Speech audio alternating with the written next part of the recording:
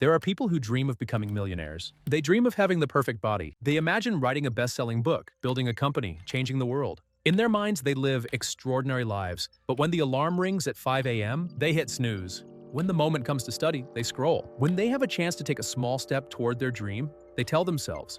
And years pass. The frightening part, they never stopped dreaming. They simply became addicted to the comfort of imagination.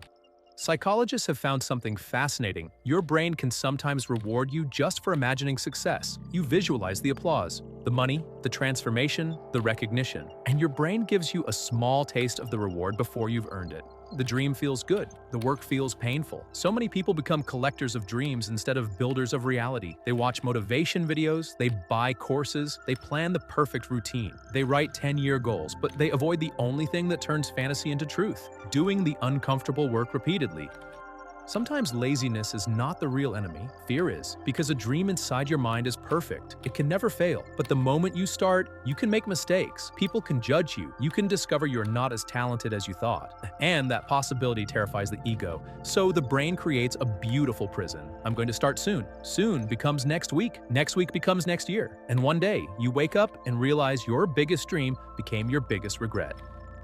The people who achieve incredible things are not always the most motivated. They are the ones who learn to act before they feel ready. They understand a brutal truth. Motivation comes after movement, not before. You don't become confident and then take action. You take action, and confidence slowly follows. The writer becomes a writer by writing. The athlete becomes an athlete by training. The entrepreneur becomes an entrepreneur by creating. Small actions, repeated daily, build an identity that dreams alone never can.